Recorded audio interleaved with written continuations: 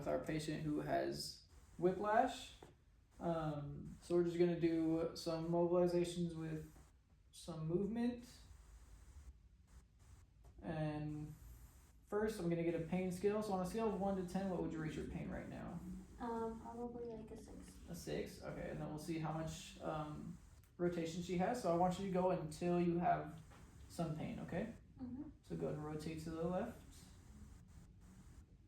Probably like right here. Right there. And is it still at that same 6? Like a 7. Like a 7, goes up a little bit? Mm-hmm. Alright, so we're gonna back off just a little bit. Alright. And would you say your pain is up higher towards the back of your head or a little bit lower? I would say like right where your thumb is now. Right there? A little lower. Yes. Right there. Okay. So we're gonna be on C3. And then I'm gonna jump off about a thumb width down to the transverse process. So then I'm just gonna push down, and then I'm gonna have my patient rotate her neck to the left side. And I'm just gonna follow her to the left side with my thumbs. Right there. Alright, and then go ahead and come back. Good. And again. Good. So we're gonna do about 3 sets of 10 just to help decrease pain, start to increase range of motion. To progress this, I would just have her go farther. Okay, then relax. I would just have her go farther to her end range of motion, still just following her to that left side. On that same scale, 1 to 10, what would you rate your pain now? Probably like a 3. Like a 3? Perfect. And then from here, we're just gonna go in and do some range of motion exercises. Okay, so we're still in phase 1 with our patient. We're progressing her a little bit, so we're just gonna go through some passive ranges of motion. So I'm just gonna bring her through rotation, side flexion, flexion, and extension.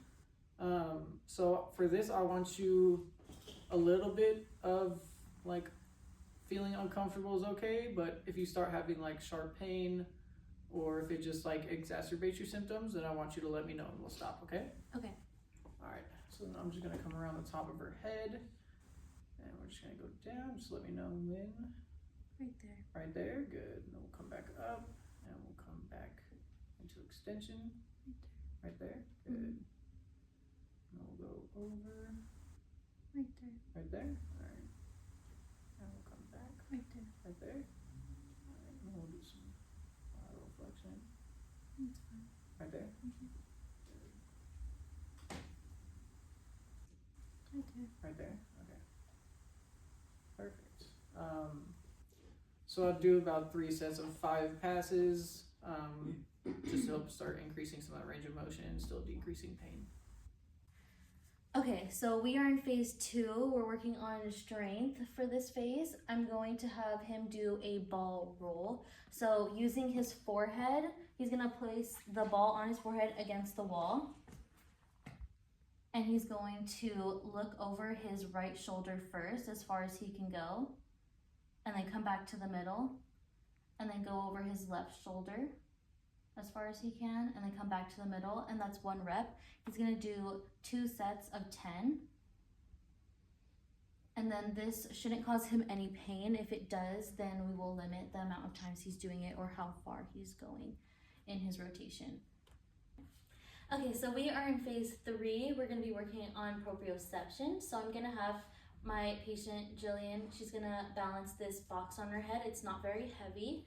She's going to close her eyes, and then she's gonna take heel to toe steps in front of her, walking just 10 steps. Great. She's gonna work on keeping the box on top of her head without letting it fall and without losing balance. She's gonna turn. She's gonna do this a total of 3 times.